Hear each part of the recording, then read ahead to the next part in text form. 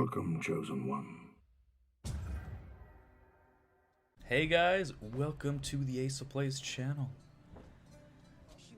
And to another Assimilate video. Maybe some of you are a little bit tired of seeing Assimilate on this channel, but to be fair, this is a new spin on Assimilate. We got a new leader, we got Calvate, we got the newly improved Yennefer's Invocation, which I gotta say has been a really fun card to play in this deck. So yeah. We also got a few tweaks in the deck just to try some new things. I'm still not settled on a version of this deck, but I'm still working on it. This deck has been my baby for several months now, and I'm still working so hard to really get somewhere, you know. I really want this deck to be in a really good spot, you know, so it's at least like tier 2. It's good enough to get the pro rank. That's the dream. So I've got a few games for you today that I played a couple of days ago. These were some really intense games, really fun games, and I am excited to show them to you. So this first one, as you can see, is against Eithne, playing some of the new Harmony cards. Well, the one new Harmony card, and also the new Waylay. This Half-Elf Hunter is actually a pretty good card for us to get, because it's 6 points, which is generally really high for the bronzes we can get with Informants. But also because we can trigger the Harmony. Whenever we play a Scoia'tael unit, if it's in a new category, we'll trigger the Harmony. So it's also kind of working as an engine for us as well, which is really cool. Now, something that has become quite apparent to me is that Duchess's Informant is often not a card you want to see. The one you play off of Vigo, like, that's good. That's a good one. But honestly, like, bronzes, they've been really disappointing lately. I know bronzes overall have been buffed, but and that's not the problem. Like, that's good. That makes Informant better. And usually you can get away with playing one, but a lot of the time I've had Informants completely brick because the opponent spends the entire round playing gold cards. Or like bronze specials. So it's a card that actually bricks more often than you might think. But it's good. Like, there will be cases where it's actually really good, and having them in the deck so Vigo can pull them is really good. Like, Vigo, which guarantees you a Informant in this deck, that is really strong. But yeah, just playing normal Informants from hand, it generally actually feels really bad, so whenever I can, I try to mulligan them. But of course this deck does have some mulligan targets already. Of course you gotta get Ducal cards out of your hand, stuff like that. So this round is going really deep. We've committed Shelmar, and the new Half-Elf Hunter is great with Shelmar because you get 2 Scoia'tael units every time you play one of them, which is really good. And now we're committing Bribery, and we're gonna get a pretty big Yavin. This is the biggest Yavin I've ever gotten, and I'm not even playing a Scoia'tael. That's the fun of this deck. Like, there are so many faction-specific records that I have broken with this deck without even playing that faction, and that is hilarious. I love that so much. Pomeran is one of the new additions to the deck. It's just a solid card, can give an engine shield, makes Milton even better, and decent amount of points, 7 for 7. Can finish off something. Generally, I mean, I'm actually considering taking those knights out, because while they're good points, they don't really do much, and there are cards that I want to try in the deck, like Stefan Skellen. Would be really cool to try. But like I said, this is still a work in progress. If you go to my Gwent page, you will see this deck, and it says work in progress, because it is. But if you want to follow the progression of this deck and see any changes I make, you don't have to wait for a video. You can just follow the deck on Gwentup. That's just a pro tip for y'all.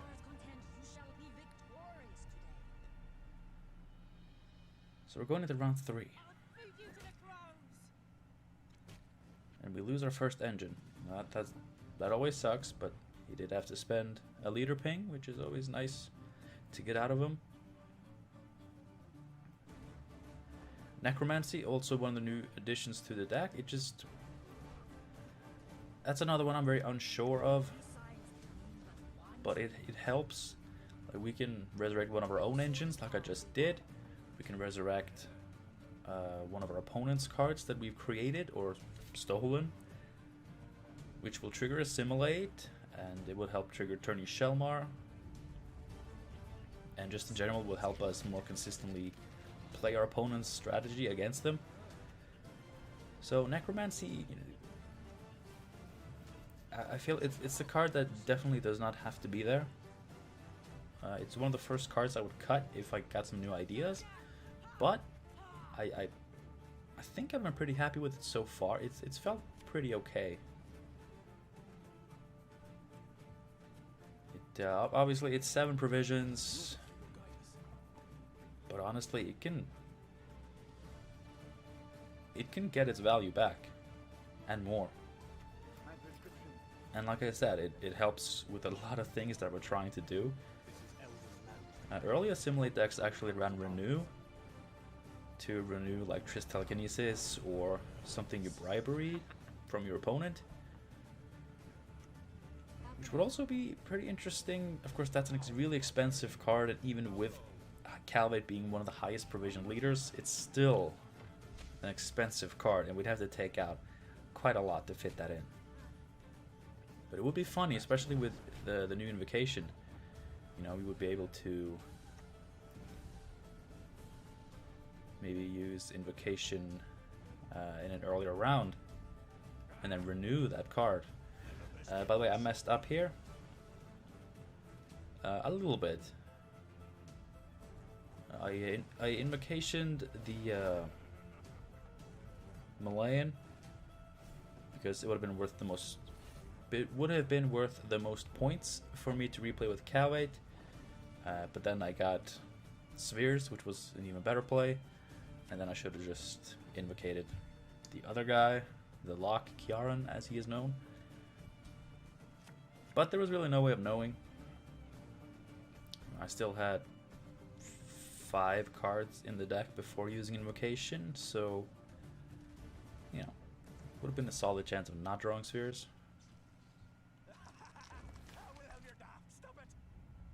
But Svalbard, I've mentioned this before. Svalbard is one of my favorite matchups with Assimilate, and honestly, it's even more fun now. I think part of that is using Yennefer's Invocation on a champion of Svalbard and just getting mad points, which is always good. Yeah, this is such a cool matchup, just because like they have this solid self-wound combo, which I consistently steal, or not always steal, but like copy. Like they always play priests, which is a great engine, so why not steal one of those? And you know, sometimes they play protectors, which I also happen to steal a lot. It's really fun. And of course, you can get them to kill your informants for you, enabling experimental remedy, which I hope I don't put it in between those. Good. And there you go. Like, you take the protector, and there you have a strong bronze core from Skellige in Nilfgaard. Like, this deck is most of the reason why I even play Gwent.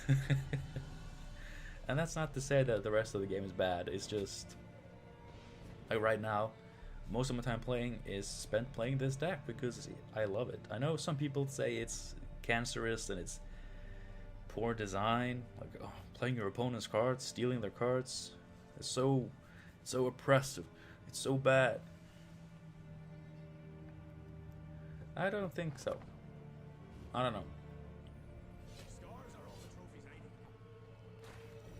Like, I've never had this particular deck played against me, but I've had, you know, Bribery played against me many times, Spheres, Ardal, different faction, but Philippa, Invocation, like all of these cards I've had played against me to pretty spectacular effect, but it's never really been that bad. Like, I get that some of those effects are really strong, but honestly, it's never really felt that bad. So I don't feel bad in return when I play those cards. And maybe it's sort of a bias that I have. It's like, oh, he's playing all these cards that I personally love to play. I can't be mad at him for that. But like, honestly, it's never felt that bad. And here he's going to pull off the veteran combo. Did he pass here? I think maybe he passed, because this is a really good pass. I think he passed, right? It's been a few days, but I seem to remember he knew what was going to happen there. Yeah, he passed. I mean, look at this. He got 8 points passively without having to do anything. The new veteran is so cool. I'm a big fan. Haven't played all that much with it. Played one copy of it in my Greatsword stack that I made a video for on Monday, which, by the way, a lot of you haven't seen, it seems like, so you should go check that out. It's pretty cool. Greatswords are really cool right now. Your attention, please. I shall now speak. Let's see, do I mess this up? I think the RNG kind of screwed me. I'm doing some math here, yeah. Because killing Roderick will give him a point on the Protector, but I do the math and it doesn't matter. So it's fine. I did mess it up. There have been many times recently where I've actually messed up math. And you know, that's not good. That doesn't bode well for someone who is trying to, you know, get better at Gwent and do Gwent videos. You know, starting to mess up math actually feels really bad.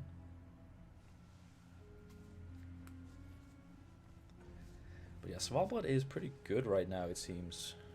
They've got some new tools that are really, really helping them out. Squeaky chair. But we take the dry pass. Like, they don't have too many engines. I feel like we have more engines. And we have removal for their engines, which gives us more engines. So I generally feel comfortable going in a long round against Svalbard.